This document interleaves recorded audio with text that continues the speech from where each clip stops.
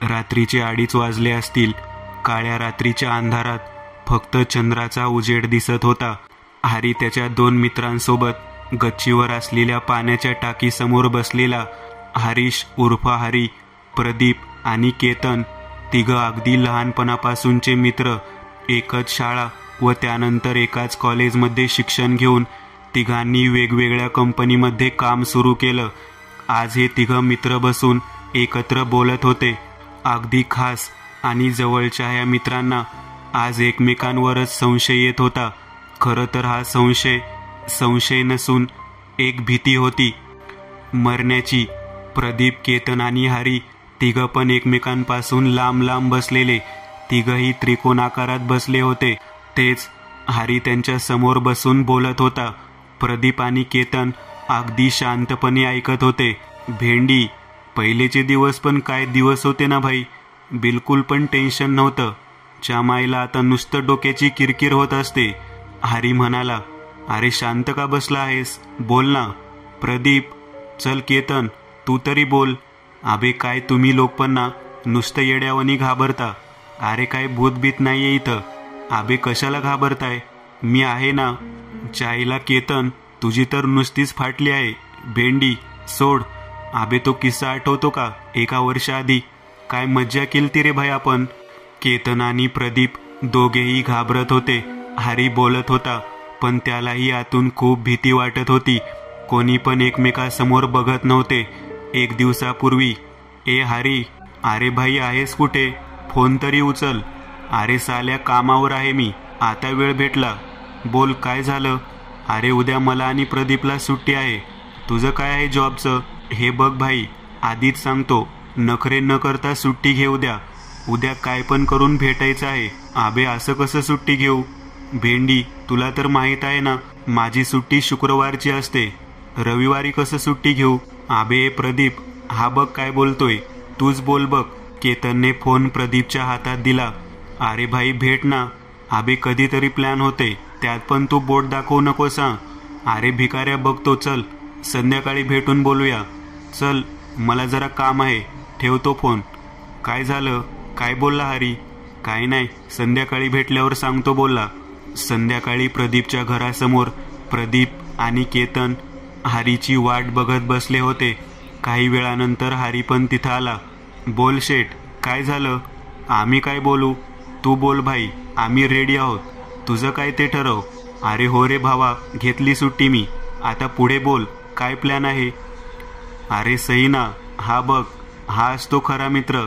भेंडी, तू हाडसाला. केतन प्रदीपला चिडवत म्हणाला. हा का साल्या, हे बरोबर आहे. आता लगेच तू पलटला ना.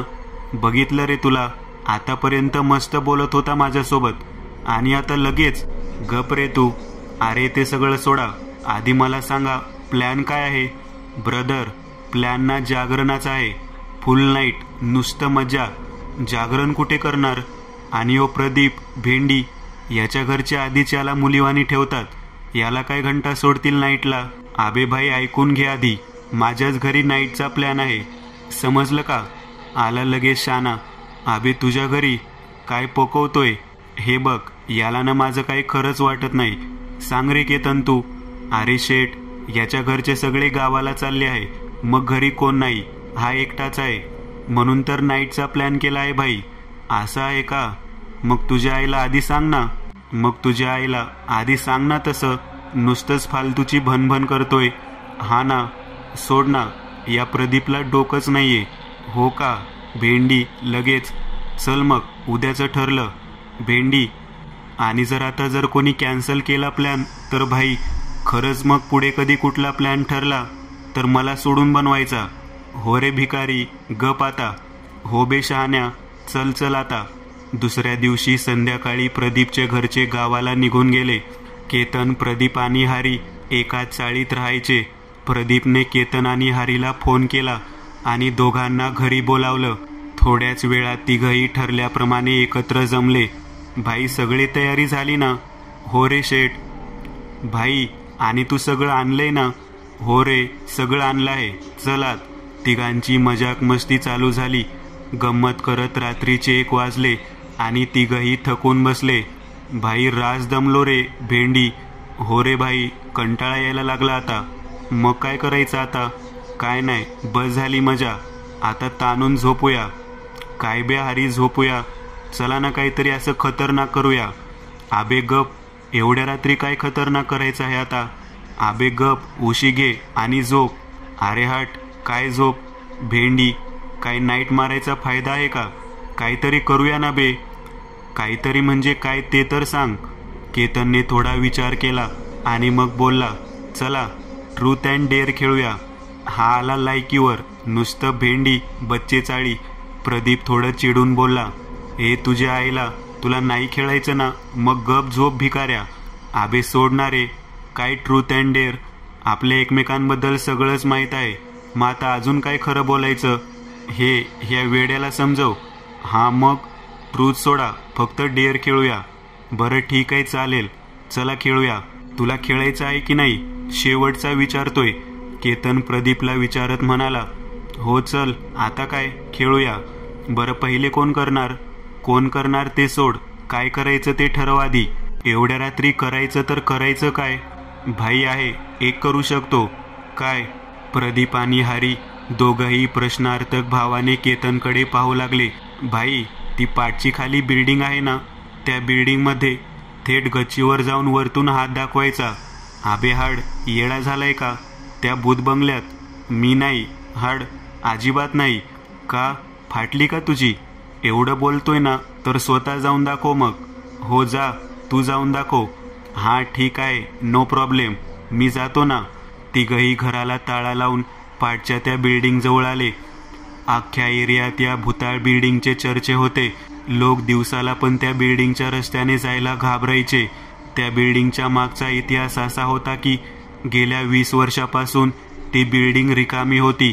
तिथे कोणच राहत नव्हतं. असं म्हणतात की 20 वर्षापूर्वी त्या बिल्डिंगच्या गच्चीवर एक लहान मुलाचं शव भेटलेलं. तो मुलगा कोण होता, त्याचं शव त्या गच्चीवर कसं आलं, ते आज पण लोकांसाठी मोठा प्रश्न होता. या घटनेनंतर तिथं राहणाऱ्या लोकांना नेहमी भास व्हायचा की तो पोरगा गच्चीवर खेळतोय. कधी पायऱ्या चढताना लोकांना असं वाटायचं की कोणतरी त्यांच्या पाठी आहे. ह्याच सगळ्या कारणामुळे एक दिवस तिथले सगळे लोक घर सोडून निघून गेले आणि परत तिथं कोण राहायला आलं नाही. केतन, प्रदीप आणि हरीला हेही माहीत होतं. हे सगळं ते ऐकून होते, पण ही अफवा आहे की खरं हे कोणाला ठाऊक. ठरल्याप्रमाणे केतन बिल्डिंगच्या आत शिरत होता. तेव्हाच हरी बोलला, केतन मला असं वाटते की राहू दे, चल परत जाऊया. काय यार, तू पण घाबरतो? घाबरू नको. याला ना हरी, सोड, जाऊ दे याला. काय झालं तर कळेल याला. तू गप रे, काय नाही होणार रे भावांनो. केतन निडर होऊन बिल्डिंगच्या आतमध्ये शिरला. 15 मिनिट झाले, पण केतनचा काही पत्ता नव्हता. हरी आणि प्रदीपला भीती वाटायला लागली. हरी सारखा प्रदीपला फोन लावत होता, पण केतनचा फोन लागतच नव्हता. भाई माझी जाम फाटते, सिरियसली. मी आधीच्याला बोललो होतो नको, पण ना. प्रदीप घाबरत बोलत होता. हरीचे तर हातपाय थंड झाले, पण तरी हरी हिम्मत करत बोलला, भाई आपला मित्र आहे. आत नक्की काय झालं ते माहीत नाही, पण जवळपास अर्ध्या तासाच्या वर झाला. आपण आत जाऊन पाहूया. भाई पागल आहेस का? 4 माळ्याची बिल्डिंग आहे, कुठे कुठे शोधशील? ते काय पण असो, आधी आत जाऊया, मग ठरवूया काय ते. हरी आणि प्रदीप खूप घाबरलेले, पण आपल्या मित्रासाठी दोघंही हिम्मत करून बिल्डिंगच्या आत शिरले. बिल्डिंगच्या आतचं वातावरण खूपच थंड होतं. इतकं थंड की हरी आणि प्रदीपचे हातपाय गारटले. बिल्डिंगच्या आतमध्ये खूपच अंधार होता. प्रदीप आणि हरी दोघांनी आपापल्या मोबाईलचा टॉर्च चालू केला आणि पायऱ्या चढायला सुरुवात केली. हरी पुढे चालत होता आणि प्रदीप त्याच्या मागे. दोघेही जसे जसे वर जात होते तशी थंडी वाढत जात होती. हळूहळू केतनला हाक मारत मारत दोघं पण दुसऱ्या मजल्यावर पोहोचले. तेव्हाच अचानक प्रदीपच्या हातातून मोबाईल सटकून खाली पडला. प्रदीप दचकला आणि लगेच मोबाईल उचलायला खाली वाकला. पण जसा प्रदीप उठला, समोर बघतोय तर कोण नव्हतं. हरी जणू त्याच्या नजरेसमोरून अदृश्य झाला. प्रदीप घाबरला. तो मोबाईलच्या उजेडात हरीला शोधू लागला, प्रदीप खूप घाबरला होता आणि थंडीचं प्रमाण वाढत जात होतं. प्रदीप जोरजोराने केतन आणि हरीला हाक मारत होता, पण वाढत्या गारव्यामुळे प्रदीपला श्वास घ्यायला जमत नव्हतं. त्याचा आवाजही निघत नव्हता. प्रदीप तरी हिम्मत करून पुढे चालायचा प्रयत्न करत होता. तेव्हाच प्रदीपने बघितलं की समोरून एक चेंडू म्हणजेच लहान पोराचा खेळण्याचा बॉल टप टप असा आवाज करत प्रदीपच्या जवळ टप्पा खात येत होता. हे बघून प्रदीप घाबरला आणि जोरात ओरडला. प्रदीप पाठीपुढे काही न बघता धावत धावत पायऱ्या चढत गच्चीवर पोहोचला आणि जोरात गच्चीच्या दरवाजावर आपटला गेला आणि तो तिथंच बेशुद्ध होऊन खाली पडला. प्रदीप बेशुद्ध होऊन खाली पडला तेव्हाच बाजूने एक हात प्रदीपच्या जवळ आला. प्रदीपला त्या हाताचा स्पर्श होताच तो दचकून उठला आणि जोरात ओरडला.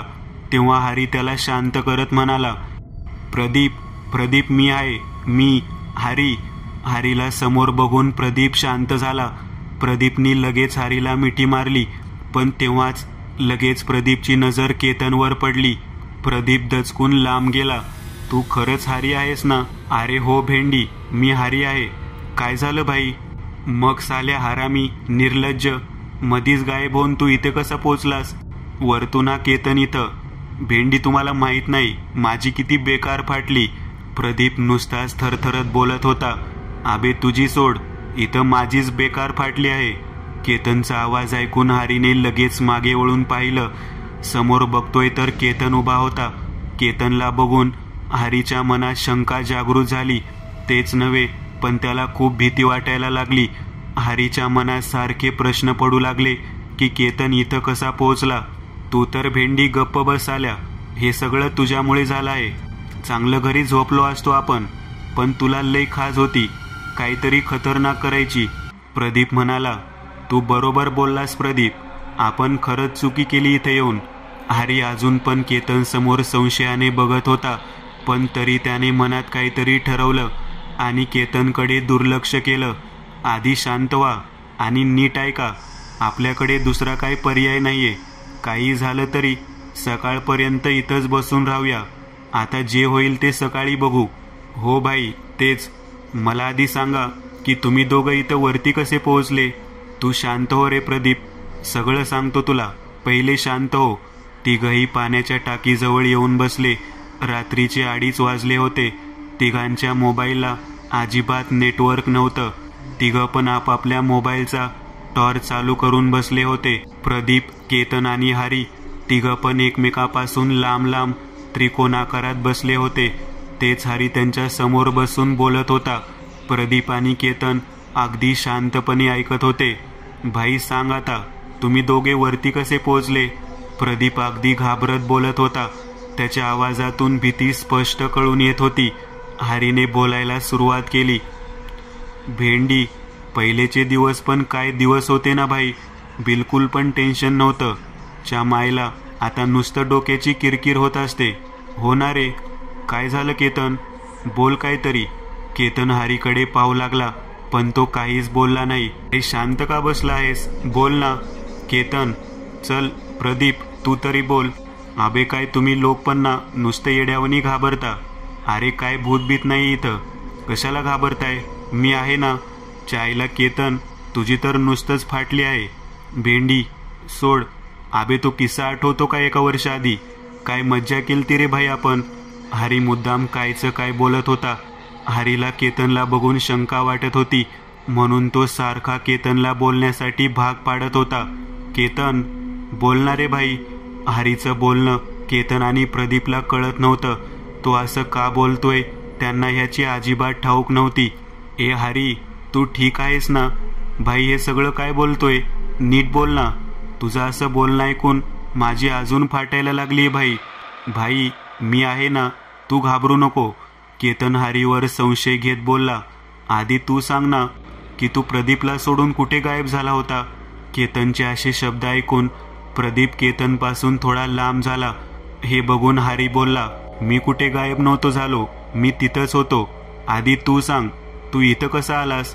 यावर प्रदीपने पण हरीची साथ दिली आणि केतनवर बोलण्यासाठी जोर टाकला. केतनने घाबरत घाबरत हळूच बोलायला सुरुवात केली. जसा मी बिल्डिंगच्या आत शिरलो, मी दुसऱ्या माळ्यापर्यंत नीट पोहोचलो. आतमध्ये शिरताच मला खूप थंडी वाजत होती, तरी त्यावर दुर्लक्ष करून मनाला शांत ठेवण्यासाठी मी गाणे म्हणत पुढे चालत होतो. पण मी जसा दुसऱ्या मजल्यावर पोहोचलो, माझा मोबाईल आपोआप बंद पडला. मी घाबरलो आणि फटाफट मोबाईल परत चालू केला. आणि जशी मी मोबाईलची बॅटरी परत चालू केली, माझ्या जीवात जीव आला. त्यानंतर मी जसाच पुढे पाऊल टाकला, मला हळूच कानात आवाज आला, अंकल. आवाज ऐकताच मी घाबरलो. माझ्या कपाळाला घाम फुटला. घाम सरकून माझ्या डोळ्यापर्यंत पोहोचताच जणू तिथल्या तिथं घाम बर्फावानी जमला आणि परत थंडीचं प्रमाण वाढायला लागलं. मी अख्खा गारटलो. तेव्हाच समोरून एक बॉल माझ्याजवळ टप्पा खात येत होता. मला असं वाटत होतं जसे माझे पाय जाग्यावर चिपकले आहेत. मला पुढे पाऊल टाकताच येत नव्हतं. तो बॉल पुढे पुढे येत थांबला आणि एका क्षणासाठी सगळं शांत झालं. आणि मग अचानक जोरदार वेगाने माझ्या नजरेसमोरून एक लहान मुलगा पळत गेला. तो मुलगा ज्या गतीने माझ्या समोरून तो बॉल उचलून निघून गेला की मला एका क्षणासाठी काही कळलंच नाही. मी तिथून हालायचा प्रयत्न करत होतो, पण माझे पाय पुढे पाऊल टाकायला उठतच नव्हते. तेव्हाच माझा मोबाईल वाजला. मी फोनमध्ये बघितलं तर अननोन नंबर असं दाखवत होतं. त्या क्षणाला मला तो कॉल रिसीव्ह करायलाही भीती वाटत होती, पण मी जसा तसा देवाचं नाव घेत फोन उचलला आणि घाबरतच हळूच बोललो, हॅलो. हॅलो, कोण? समोरून एका लहान मुलाचा आवाज आला, अंकल, माझ्यासोबत खेळणार का? मी तो आवाज ऐकून दचकलो. तसाच मला पाठून कोणीतरी ढकललं आणि मी खाली पडलो. केतन बोलता बोलता शांत झाला आणि हरीकडे पाहू लागला. मग भाई, पुढे काय झालं? प्रदीप भीतीमुळे अगदी थरथरत म्हणाला. पुढे काय झालं मला नाही माहीत. जेव्हा मी डोळे उघडले, मी इथं गच्चीवर होतो. मी इथं कसा आलो मला काहीच माहीत नाही. हरी केतन समोर अजूनही संशयाने बघत होता. भाई, मी खरं बोलतोय, माझ्यावर विश्वास करा. मी कसा विश्वास करू तुझ्यावर? हरी थोडं रागात बोलला. हरीचे असे शब्द ऐकताच प्रदीपची नजर वळून हरीवर थांबली. भाई, असं का बोलतोय? प्रदीपने हरीला विचारलं. हरी एकदम शांत नजरेने केतनच्या समोर बघत होता आणि मग बोलला, कारण जेव्हा मी आणि प्रदीप तुला शोधण्यासाठी बिल्डिंगच्या आत आलो, तेव्हा आम्ही दुसऱ्या मजल्यावर पोहोचलो. पण जसं आम्ही दुसऱ्या मजल्यावर पोहोचलो, माझी नजर तुझ्यावर पडली. केतन, तू दुसऱ्या मजल्यावर खाली बेशुद्ध होऊन पडला होता. मी लगेच तुझ्या जवळ आलो आणि तुला उठवायचा प्रयत्न केला, पण तुला शुद्ध आली नाही. मी तेव्हाच प्रदीपला हाक मारली, पण प्रदीपने काही उत्तर दिलं नाही. मी प्रदीपला बघण्यासाठी मागे वळलो, पण जसं मी मागे वळून पाहिलं, प्रदीप पण तिथं थांबून जोरजोरात माझ्या नावाने बोंबलत होता. मी प्रदीपला हाक मारत होतो, हां प्रदीप, मी आहे इथं, घाबरू नको. पण बहुतेक प्रदीपला मी दिसत नव्हतो. तेच नाही, पण त्याला माझा आवाजही ऐकू येत नव्हता. मी तिथून उठण्याचा प्रयत्न केला, पण मला असं वाटत होतं की माझे पाय तिथंच स्तब्ध झाले आहेत. मला उठायला जमत नव्हतं. तितक्यात मी पाहिलं की प्रदीप माझ्या समोरून धावत वरती निघून गेला. मला असं वाटलं की तो काहीतरी बघून घाबरला. ते बघून मी अजून घाबरलो आणि केतनला उठवायचा प्रयत्न करत होतो. तेव्हाच समोर मी काही वेगळंच दृश्य पाहिलं. काय पाहिलं? प्रदीप अगदी भीती भरलेल्या आवाजात बोलला. हरीला प्रदीपच्या चेहऱ्यावर भीती स्पष्ट दिसत होती. हरीने परत बोलायला सुरुवात केली. मी समोर पाहिलं की समोर पायऱ्याजवळ एक बाई येत होती. तिच्यासोबत एक लहान मुलगा होता. जवळपास 5 ते 6 वर्षाचा असेल तो. त्या मुलाने त्या बाईचा हात धरला होता. दोघे पण खूप खुश वाटत होते. ते लोक माझ्या समोरून डाव्या बाजूच्या घरात शिरले. मी जे पाहत होतो, मला माझ्या डोळ्यांवर विश्वास बसत नव्हता. मी त्या घरासमोरच बघत होतो. एका क्षणासाठी सगळीकडे शांतता पसरली आणि मग थोड्याच वेळानंतर तो छोटासा मुलगा धावत बाहेर आला. तो मुलगा माझ्या जवळ पळत येत होता.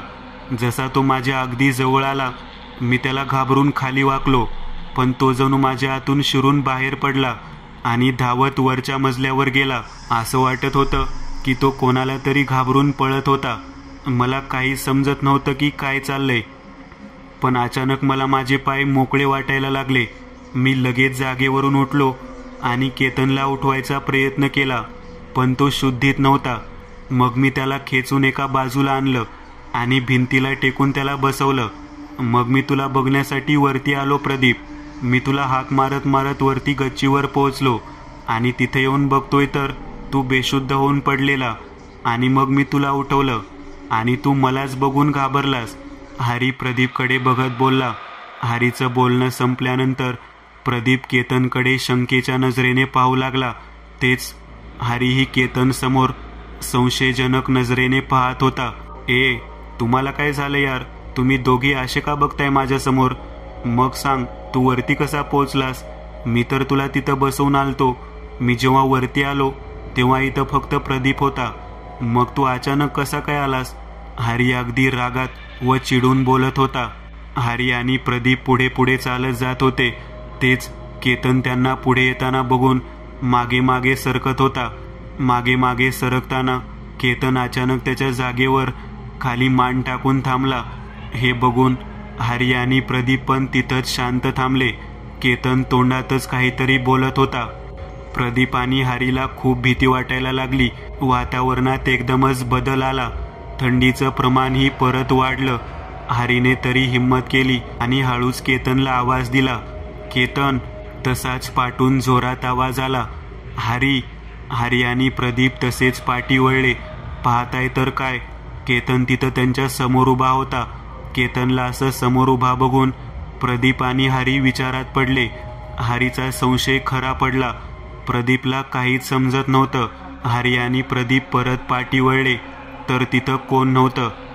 इथून केतन हरी आणि प्रदीपच्या जवळ आला. प्रदीपला केतनला पाहून अजूनही भीती वाटत होती. केतनने लगेच हरीला मिठी मारली आणि रडत म्हणाला, भाई, हे सगळं माझ्यामुळे झालंय.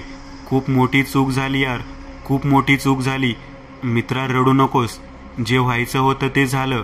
आता फक्त एक विचार कर, इथून बाहेर कसं पडायचं? हरी, मला तर काही समजत नाहीये. केतन हा आहे तर तो कोण होता जो आधी आपल्या सोबत होता? हाच केतन आहे. मला आधीच त्याला बघून वाटलंच होतं. पण भाई, हे नक्की चाललंय काय? तो होता कोण मग? भाई, मला तर काहीच कळत नाहीये. मी तर इथे येऊन चूक केली आणि तुम्ही पण माझ्यामुळे फसले. भाई, मला थोडं थोडं कळतंय. तो जो आपल्या समोर केतन बनून थांबला होता तो लहान मुलगा होता. तो खेळतोय आपल्यासोबत. त्याच क्षणी गच्चीचा दरवाजा जोरात वाजला आणि बंद झाला. आपोआप कुलूपही लागलं बाहेरून. हे बघून तिघही पळून दार उघडण्याचा प्रयत्न करू लागले, पण काहीच फायदा नव्हता. दार उघडत नव्हतं. आपण मजबूत अडकलो इथं. आता इथून बाहेर कसं पडायचं? इथं जे काय आहे ते आपल्याला असं बाहेर पडू देणार नाही. खेळतोय तो आपल्यासोबत, खेळतोय. आबे, मजाक आहे का? आपण काय खेळणं वाटलो त्याला? प्रदीप अगदी चिडून बोलला. बहुतेक हो. आपण खरं तर इथे येऊन त्याला जागृत केलंय. मला जसं खाली दिसलं त्याच्या हिशोबाने तो आपल्याला काहीतरी सांगू इच्छितो. पण काय, हे आपल्याला शोधावं लागणार. बहुतेक तेव्हाच आपल्याला यातून बाहेर पडायचा काही मार्ग भेटेन. पण आपल्याला कळणार कसं? केतन बोलत बोलत प्रदीपच्या जवळ गेला. तसाच प्रदीप केतनला घाबरून लांब झाला आणि हरीच्या बाजूला येऊन थांबला. अरे, तुला काय झालं? असं का नाचतोय? गप तू भेंडी. आधीच मला कळत नाहीये की तू कोण आहेस. साला केतन समजून तुझ्या बाजूला उभा राहीन मी आणि नंतर कळणार की तूच तो छोटा भूत आहे आणि माझा खेळ करून टाकशील. प्रदीप अगदी रागात बोलत होता. प्रदीप, शांत हो. हरी प्रदीपला समजून सांगायला लागला. भाई, तू घाबरू नकोस. ए हरी, भाई, इथून आता बाहेर कसं निघायचं? हरी डोक्यावर हात ठेवून विचार करू लागला. तेव्हाच त्याला काहीतरी आठवलं आणि तो बोलला, प्रदीप, मला सांग, या बिल्डिंगचा तू किस्सा ऐकलेला? हरीने प्रदीपला विचारलं. यावर केतन बोलला, भाई, किस्से तर मी पण खूप ऐकले आहे इथले. हो, मग सांग मला, काय आहे इथली मेन स्टोरी? तेच की 20 वर्षापूर्वी इथे या गच्चीवर एका लहान मुलाचा शव भेटला होता आणि मग त्यानंतर लोकांना इथं त्याच्या असण्याचा भास होऊ लागला. म्हणून मग लोक इथून घर सोडून निघून गेले. बरोबर, हे तू बरोबर बोललास. पण काहीतरी आहे जे लोकांना कधी कळलं नाही. काय? केतन आणि प्रदीप एकदम प्रश्नार्थक भावाने हरी समोर पाहत होते. बघ, लोकांच्या हिशोबाने एक लहान मुलांचा मृत शरीर इथे सापडलं, बरोबर? हा बरोबर. केतन आणि प्रदीप हरीच्या बोलण्यास सहमती देत बोलले. आणि लोक म्हणतात की त्या मुलाचा या बिल्डिंग सोबत काहीच वास्ता नव्हता, राईट? तेच नाही, तो त्या मुलाचं मृत शरीर इथे कसं आलं, तो कोण होता, हे सगळं गुपित राहिलं. हो बरोबर, पण हे तर आम्हाला पण माहीत आहे. यात नवीन काय? हे सगळं आम्ही पण लहानपणापासून ऐकतोय. हा तेच. हो बरोबर, पण भाई मला वाटतं की त्या लहान मुलाचा या बिल्डिंग सोबत काहीतरी संबंध आहे. म्हणजे तुझं म्हणणं काय आहे? मला असं म्हणायचं आहे की तो मुलगा याच बिल्डिंगमध्ये राहत असेल. त्याच्या नक्कीच या बिल्डिंग सोबत किंवा इतर राहणाऱ्यांसोबत काहीतरी संबंध आहे. हे तू कसं म्हणू शकतोस? कारण जेव्हा मी दुसऱ्या माळ्यावर फसलो होतो तेव्हा मी त्या लहान मुलासोबत एका बाईला पाहिलं. बहुतेक ती त्याची आई असणार. आणि तेच नाही, मी त्यांना डाव्या बाजूच्या एका घरात शिरताना बघितलं. म्हणजे नक्कीच त्या घरासोबत त्या मुलाचा काहीतरी संबंध आहे. तू बरोबर बोलतोय. तेव्हाच भेंडी, आधी ठीक होतं सगळं, पण जेव्हा मी दुसऱ्या माळ्यावर पोहोचलो माझ्यासोबत ते सगळं घडलं आणि मी बेशुद्ध झालो. हा बरोबर हरी, आपल्यासोबत पण तसंच झालं. आपण पण दुसऱ्या माळ्यावर आलो तेव्हाच ते सगळं झालं. तो अचानक माझ्या नजरेसमोर असून मला दिसत नव्हता. आणि पण केतन तिथं बेशुद्ध झाला. वरतून मला पण तिथंच तो बॉल दिसला आणि पहिल्यांदा भास झाला काहीतरी असण्याचा. तेच, त्या मुलाचं शव भले इथं भेटलं असेल, पण तरी त्या घरासोबत नक्कीच काहीतरी त्याचा संबंध आहे. हो, पण आता करायचं काय? हे तर आता त्या घरात गेल्यावरच कळणार. ए नाही, बस भेंडी, आधी या केतनची सटकली, आता तुझी सटकली आहे हरी. भेंडी, तुम्ही दोघं ना, बघ आपल्याकडे दुसरा काही पर्याय नाहीये. अरे तू येडा आहेस का? खाली जाऊन जीवावर रिस्क घ्यायचा म्हणतोय. इथे येऊन आधीच आपण आपला जीव रिस्कमध्ये टाकला आहे. प्रदीप शांत झाला व हरीही शांत झाला. तिघं पण मनातल्या मनात काय करावे हे विचार करत होते. इथे येऊन त्यांची खूप मोठी चूक झालीये हे त्या तिघांना आधीच चांगलं समजलं होतं. केतनने मोबाईलमध्ये टाइम बघितला व बोलला, भावांनो, मी काय बोलतोय बघा, 4:30 होऊन गेलेत. बस काही वेळानंतर आता सकाळ होईल. मग कशाला काय करायचं? एकदा सूर्याचा प्रकाश पडला की आपण शांतपणे निघून जाऊया इथून. हां, हे बरोबर आहे हरी, इथंच थांबूया. केतन बरोबर बोलतोय. हरीने पण विचार केला की चल ठीक आहे आणि तोही शांत होऊन खाली बसला. आता तिघं पण सकाळ होण्याची वाट पाहत होते. प्रदीप सारखा मोबाईलमध्ये टाइम बघत होता. वेळ जणू जागच्या जागी थांबून राहिला आहे असं वाटत होतं की घड्याळाचे काटे पुढे जातच नाहीये. जसे तसे 5 वाजले. वातावरण खूप शांत होतं. गारासा थंड वारा चालू होता. वरती आकाशात पाहता पाहता तिघांना कधी झोप लागली त्यांना कळलंच नाही. तिघं एका कोपऱ्यात शांत झोपून गेले. तेव्हा हरीला एक वेगळंच दृश्य दिसलं.